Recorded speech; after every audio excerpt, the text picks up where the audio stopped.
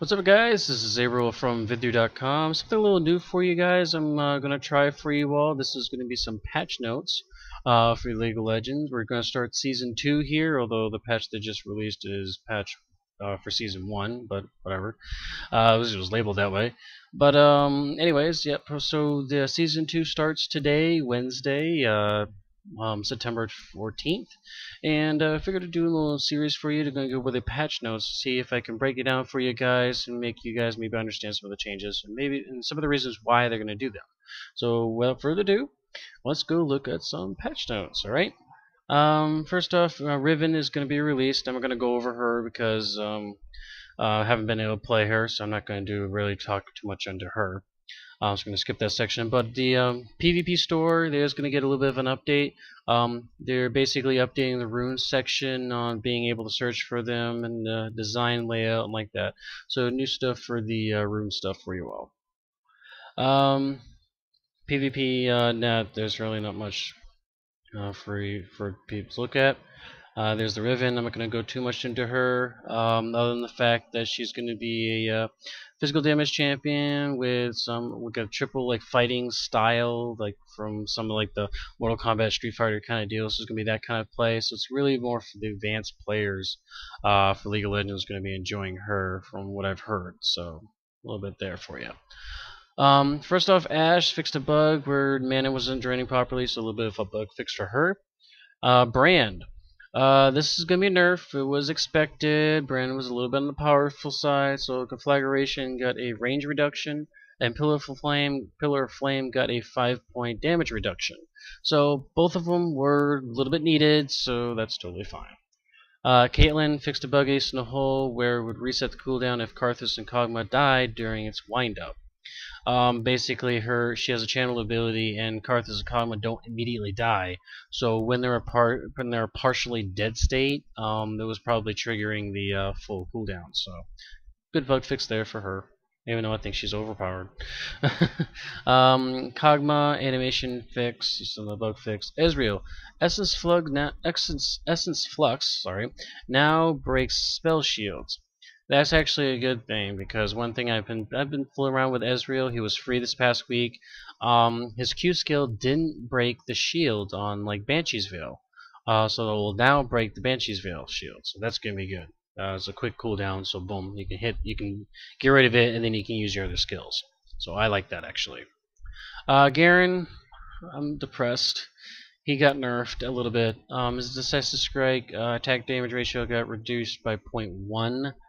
And his judgment damage got reduced 10 points across the board, but his bonus attack damage ratio was increased by 0.2. So endgame Garen got a little bit of a buff the top of the nerf, but overall Garen nerf, I'm depressed. I really like him. Jarvan added a target ring to Cataclysm. That's actually huge, because Cataclysm was a one-dot like target opponent skill. Now it's actually a ring skill where you can actually see where your Cataclysm is going to be before you use it, so you can try to get an extra champion possibly inside that. So that'll be good for him to do add that to his skill, and 2 little bug fixes for him. Karma bug fixed. I guess her mantra charge got used up when she used a summoner spell. That didn't really happen to me. I'm not sure where that came from. So hey, that's a bug fix for her. Kassadin buff for you Euros out there. Void Stone magic damage reduction increased to 15%. Null Spear missile speed increased by 250. Another blade damage, base damage increase to 30 at the low range, 90 at the top range. So increased by 10 to the low and 30 at the top range. So huge bust for Kassadin. You Euro players, you really like playing Kassadin, so they are very happy with that one. Leona recommended items updated to include Ionian boots of Lucidity and Trinity Force. No duh, considering those are the first 2 items I get on her. Kind of glad they picked up on that, and they have them as recommended items. Sheen and Boots Lucidity. Dominate early game with Leona. Trust me. Malphite. Malphite fixed a bug for him. Mordekaiser, bit of a nerf, which is totally fine because in the low elos and middle elos area, he's a first ban actually. He has a very powerful early game. Most of your low elos are dictated by the early game dominance, so he got a bit of a nerf overall to his Iron Man shield generation deal. Um, Basically shield generation across the board. It's always been that. That's always been a problem for Mordekaiser. They originally, Riot did say when they originally designed him, they didn't design him the way they wanted him to be. So that was a problem. That was a little bit of a problem. Since then, might still need a rework on the shield. I don't know, but it's very powerful in the early game. Nidalee, pounce cooldown reduced by a half a second, and aspect of the Cougar armor and magic resistance increased nothing on the low end, but 10 points on the top end. How's GG? Your main champion just got buffed. Nocturne, Unspeakable Horror, leash range reduced to 525, reduced by 25. Nocturne's a little OP right now, so I'm not surprised with that. I was hoping for some more. That's not much. You just try to get out of the range of it before the fear hits, I guess. So it gives you a little more of a chance. Still need more. Nunu, basic range and consume range increased slightly. More like that's fine. Olaf, this is interesting actually. Base armor increased to 20 from 17, and recklessing mana cost reduced to 0 from 50. Health cost still remains. Some of his skills reduce his health when he uses them. But the big thing here is that his reckless swing is 0, and his base armor increased to 20. So basically, you're looking at Jungle Olaf buff. So Olaf just became Jungle Olaf, just got a little happier right now. Orianna, nobody should be surprised with this one. She was very OP, needed a definite nerf. So basic range reduced to 500 from 50, and the attack damage casting range reduced by 100. Mana cost increased across the board. Not surprised by that one. Orianna's very overpowered right now. Poppy, a couple bug fixes. Rammus got a buff. A little bit of love for the shield for the shell guy. Damage per level increased by 3.5 from 2.75, so good damage increase there. Rammus can now immediately switch from defensive ball curl to power ball, so quicker switching there. And defensive ball curl, magic damage return adjusted to 20 up to 60 from 22 to 46. So basically, casting time removed and now correctly displays to okay. Bug fix there. So basically, Jungle Rammus, he's a very fast jungler to begin with, so the low end damage reduction that hurts a little bit, but the thing is, his late game actually gets better. So his late game actually got better by 14 points. So he's actually going to get better late game on the return for the defensive ball curl, and but his early jungling kind of got hurt, although his damage per level increased there. So I guess it's kind of balanced out there. Second level of it actually increased by 4 points. So by level 3, Jungle Rammus is happy again. So just the initial 1 point there to slow down, I guess, the blue buff take there. But after that, when you get to level 3, you're actually going to be faster. So better in the long run there. Shaco, Jack in the Box fixes. There was a ton of bug fixes on Jack in the Box. I guess something happened where it broke on the Jack in the Boxes. They fixed a bunch of them, and they said there's going to be actually more improvements in the future. So they're still not done with it yet. They just, if you watch the video, they said that Riot's video, they said that they're just going to get some of it. I think some of the changes are going to be more to come.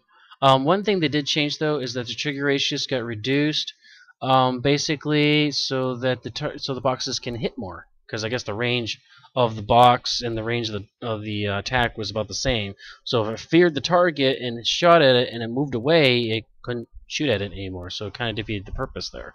So moving along, Shen. If you follow the Twitter feeds, Shen was going to get a buff. Very little buffs. I mean, I knew they said there was going to be small, but these are really small. But I guess the big one was Vorpal Blade. Base damage increase, heal on the early game increase, ability ratio increase on damage, but remove the heal. So basically, they made it. Well, they said in the video, they made it more jungle friendly Shen. And also Shadow Dance Taunt got a slight increase in the early game, and Standing United big increase on ability power, a half a point increase. That's pretty big jump. And energy cost of 0. That's a big increase too. So basically, you're looking at Shen early game buffs across the board, and late game pretty much stayed the same. But ability power increases across the board, especially with his ultimate, so that's going to be really interesting there. Sorry, I kind of covered that up, but yeah, his time on his Shadow Dash, sorry, increase on the low end, but stay the same in the late game. So late game, same Shen. Early game, better Shen. Singe, just like Nunu, slight increase to his attack range. Scion, this wasn't the exactly. We thought it was going to be a bigger AD crit Scion buff coming up.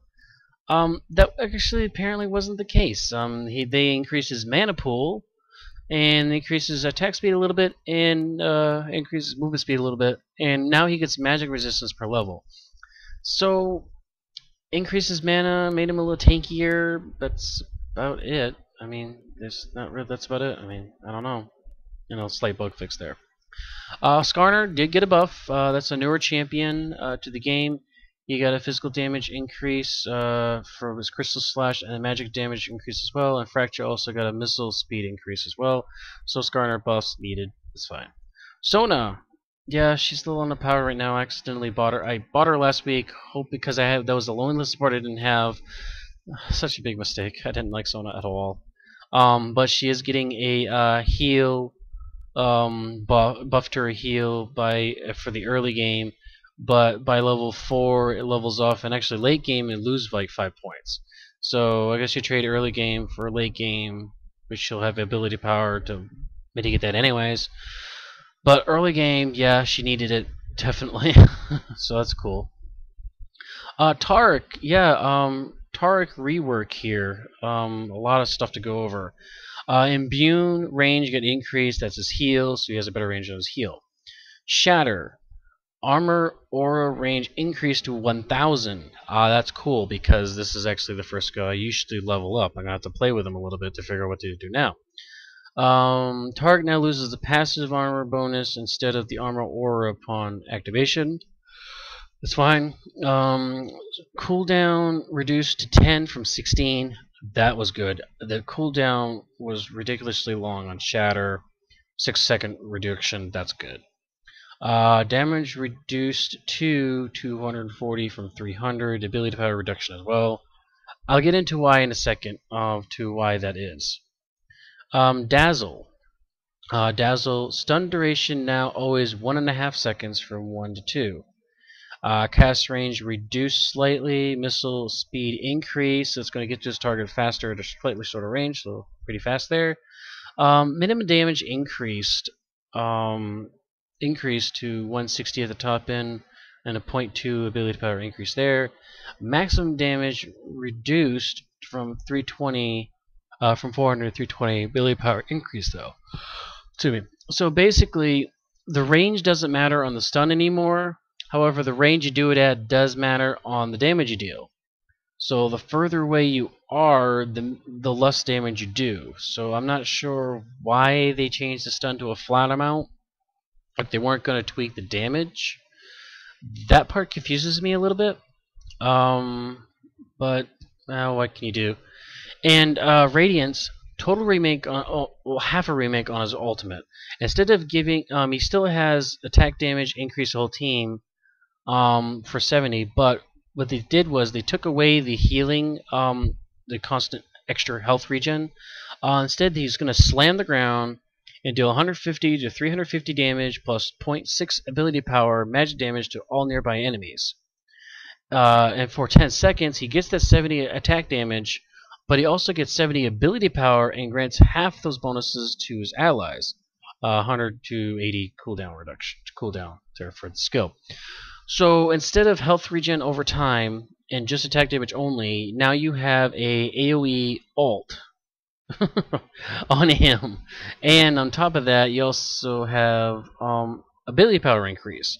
So obviously, you're looking at using your Radiance first to get the ability power to Shatter and Dazzle at max range, and because you're getting 70 ability power with your Radiance, your Dazzle max damage actually doesn't decrease that much. You actually get it went from 320 from 400 to 320, but if you add the 70 back on at the 1-to-1 ratio, you're looking at 390. So it really didn't lose that much on the max damage. But however, on the low end, you got a 60-point increase here with a 0.2 ability power increase off the 70.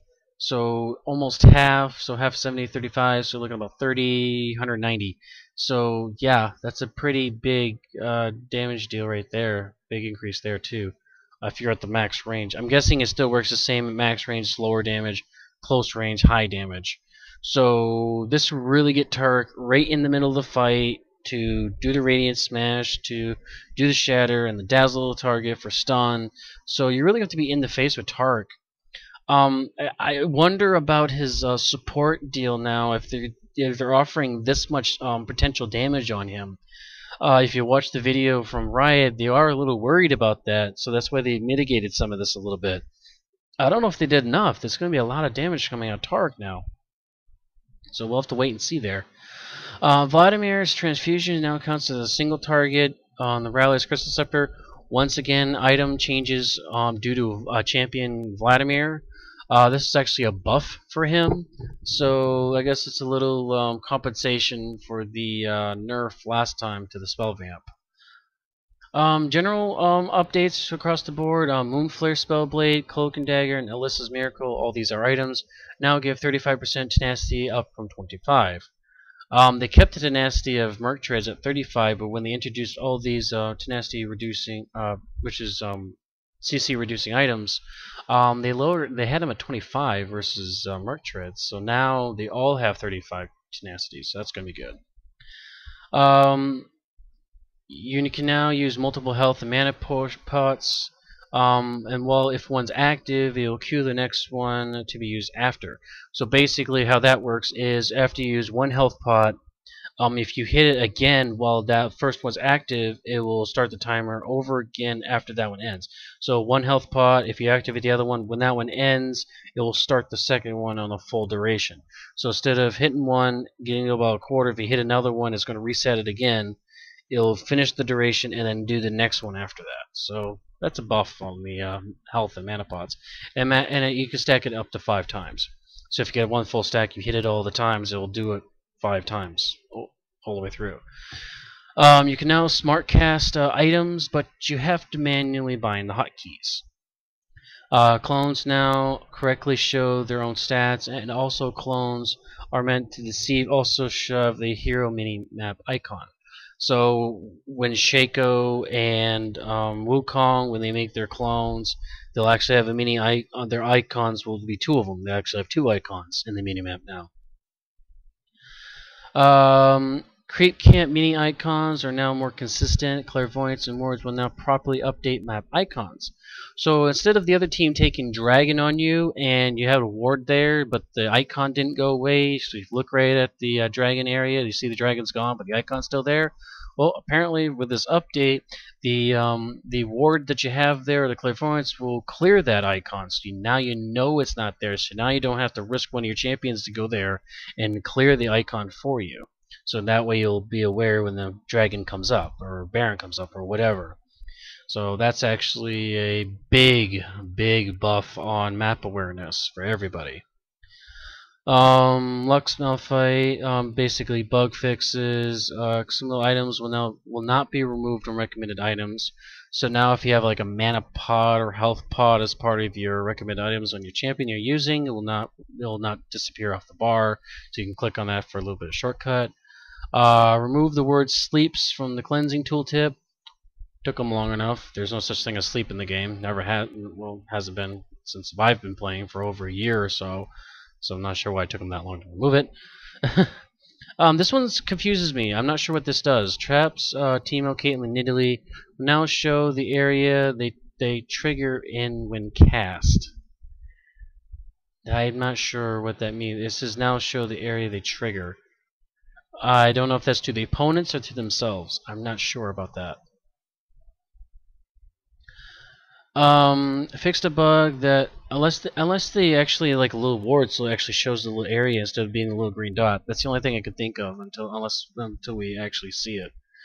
And then 3 bug fixes across the board, including the one with teleport not functioning properly. So that'll do it for this little patch update deal. For the next patch, this is patch 100125, the Riven patch. Let me know if you want me to continue to do these to help maybe understand some of the patches and why they're doing them on top of the patches that Riot does. Alright guys, I am Sabre I'm from Vither.com, and I'll talk to you later.